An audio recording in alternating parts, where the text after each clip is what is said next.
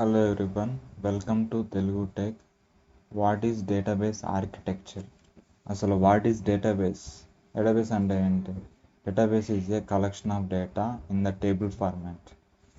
Database architecture వచ్చేసి for example ఇది వచ్చేసి ఎంప్లాయీ డేటాబేస్ అనుకుందాం. ఎవ్రీ డేటాబేస్కి మనం డేటాబేస్ క్రియేట్ చేసినప్పుడు ఒక ఎండిఎఫ్ ఫైల్ ఒక ఎల్డిఎఫ్ ఫైల్ అనేది క్రియేట్ అవుతుంది. MDF file means master data file.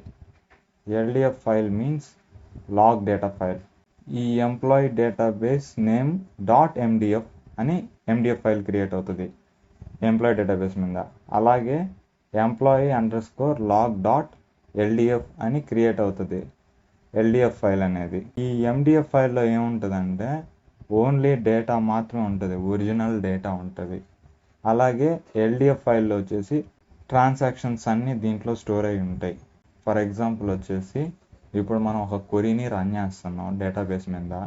Insert into employee serial number employee name values 1, Raman అని పెట్టాయి. దీంట్లో డేటా అనేది ఏమి ఇస్తున్నాం మనం 1, రామన్ ఇది అనేది డేటా. కానీ ఇదంతా ఒక ట్రాన్సాక్షన్. దీన్ని డేటాబేస్ మీద రన్ చేసాం. డేటాబేస్ మీద రన్ చేస్తే ఇది వచ్చేసి డేటా వరకు ఎండిఎఫ్ ఫైల్కి పోతుంది, ట్రాన్సాక్షన్ వరకు ఎల్డిఎఫ్ ఫైల్ పోతుంది.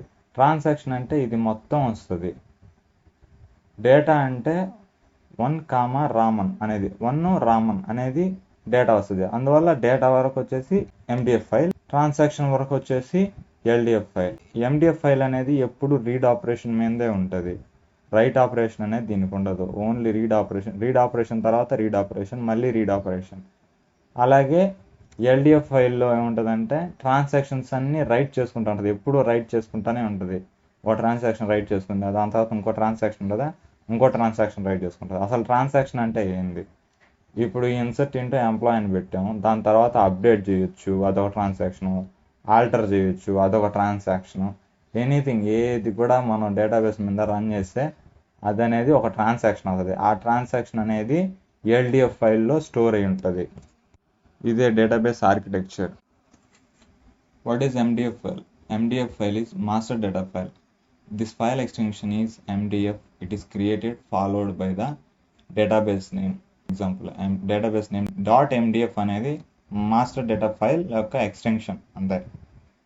This file contains the original data and this having the read operation only. Example వచ్చేసి సెలెక్ట్ స్టార్ ఫ్రమ్ ఎంప్లాయీ, అప్పుడు మనకి డేటా వరకే చూపిస్తుంది. అలాగే LDF log data file. This file extension is LDF. It is created followed by the database name _log dot LDF. ఇదిగోండి example employee _log dot LDF. ఇది log file యొక్క extension. This file contains the transactions only and this having writing operation of every transaction. ఈ ఫైల్లో ఎప్పుడు transactions అనేవి రాసుకుంటూనే ఉంటుంది. మనం ఏవైతే క్వరీస్ అన్ని ఎగ్జిక్యూట్ చేస్తాం అవన్నీ దీంట్లోనే ఉంటాయి. మనం ఏమైతే డేటాని టేబుల్ వేస్తామో అదంతా ఎండిఎఫ్లో ఉంటుంది.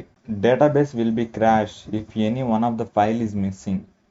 ఈ లాగ్ ఫైల్ కానీ డేటా ఫైల్ కానీ ఈ రెండిట్లో ఏది మిస్ అయినా కూడా డేటాబేస్ అనేది క్రాష్ అయిపోద్ది. క్రాష్ అయిపోతే దాన్ని ఓపెన్ చేయలేము, అలా ఇంకా కొలాప్స్ అయిపోతుంది. అంత ఇంపార్టెంట్ ఫైల్స్ రెండు డేటాబేస్కి.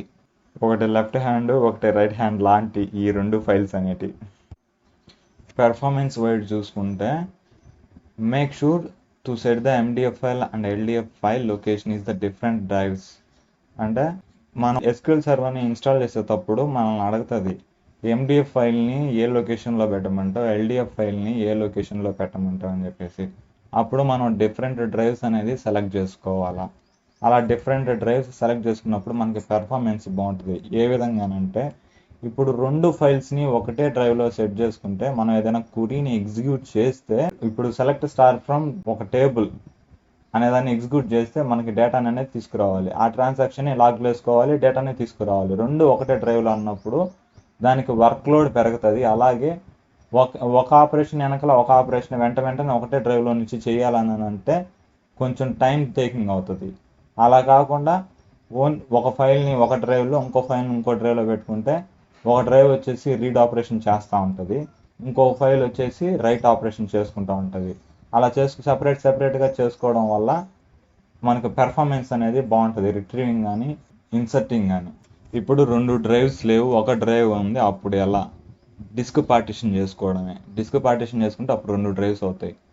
లేదా ఒకటే డ్రైవ్ ఉందనుకుంటే ఇంకా క్యారీ ఆన్, ఒక డ్రైవ్తోనే మనం క్యారీ ఆన్ చేసుకోవచ్చు, ఇబ్బంది ఏం లేదు. కానీ పెద్ద డేటాబేసెస్ని మెయింటైన్, ల్యాక్స్ ఆఫ్లో రికార్డ్స్ని డేటాని మెయింటైన్ చేసేది ఒకటే డ్రైవ్లో అయితే కొంచెం పెర్ఫార్మెన్స్ సైడ్ ఇష్యూ వస్తుంది. అలా ఉన్నప్పుడు మనం ఏంటంటే డిస్క్ పార్టిషన్ చేసుకోవడం better. What is database management system? Database management system అని అంటే ఏ సిస్టమ్ అయితే డేటాబేస్ని మేనేజ్ చేస్తుందో దాన్నే డేటాబేస్ మేనేజ్మెంట్ సిస్టమ్ అంట. దానికి బెస్ట్ ఎగ్జాంపుల్ వచ్చేసి SQL సర్వర్. ఇప్పుడు ఆ సర్వర్లో ఒక బ్యాకప్ కానీ, రీస్టోర్ కానీ, ఇంపోర్ట్ డేటా కానీ, ఎక్స్పోర్ట్ డేటా కానీ, ఇదంతా SQL సర్వర్ అనేది మెయింటైన్ చేస్తుంది. సర్వర్ని మిషన్ అనొచ్చు, సిస్టమ్ అనొచ్చు, అదంతా అదే హ్యాండిల్ చేస్తుంది కాబట్టి దాన్నే డేటాబేస్ మేనేజ్మెంట్ సిస్టమ్ అంటాం. ఇప్పుడు ఇదంతా ప్రాక్టికల్గా చూద్దాం. ఇదిగోండి SQL మేనేజ్మెంట్ స్టూడియో. ఇప్పుడు ఎంప్లాయీ డేటాబేస్ని మనం క్రియేట్ చేద్దాం ఈ సర్వర్లో. టైం చూడండి 4:46. ఎంప్లాయీ MDF ఫైల్ ఇది వచ్చేసి నేను C డ్రైవ్లో పెట్టుకున్నా. ఇదిగోండి చూడండి C డ్రైవ్. దీన్నే SQL server database primary data file కూడా అంటాం. ఇదిగోండి టైప్. అలాగే ఎంప్లాయీ లాగ్ ఇదిగోండి టైం చూడండి 4:46. ఇది ఇప్పుడే క్రియేట్ అయింది, ఎందుకంటే నేను ఇప్పుడే డేటాబేస్ని క్రియేట్ చేశాను కాబట్టి అది క్రియేట్ అయింది. ఒక టేబుల్ని కూడా క్రియేట్ చేసుకొని చూద్దాము. క్రియేట్ అయింది. ఒక ట్రాన్సాక్షన్ చేస్తున్నా, ఇన్సర్ట్ ట్రాన్సాక్షన్ చేస్తున్నా. ఈ వాల్యూస్ ఉన్నాయి కదా, ఒకటి రామన్ అనేది, ఇది వచ్చేసి డేటా ఫైల్లో స్టోర్ అవుతాయి. మనం ఎగ్జిక్యూట్ చేసిన ట్రాన్సాక్షన్ ఉంది కదా, insert into employee serial number comma employee name values 1, Raman. ఈ ట్రాన్సాక్షన్ అనేది లాగ్ ఫైల్లో స్టోర్ అవుతుంది. డేటాబేస్ మేనేజ్మెంట్ సిస్టమ్ అని SQL సర్వర్ని ఎందుకు అన్నానంటే చూడండి, ఏదైతే డేటాబేస్ని మేనేజ్ చేస్తా వాటి మీద ఆపరేషన్స్ టాస్క్స్ అన్నీ చేస్తూ ఉంటుందో దాన్ని మనం డేటాబేస్ మేనేజ్మెంట్ సిస్టమ్ అన్నాం కదా. సర్వర్ని సర్వర్ అనొచ్చు, సిస్టమ్ అనొచ్చు, మిషన్ అనొచ్చు.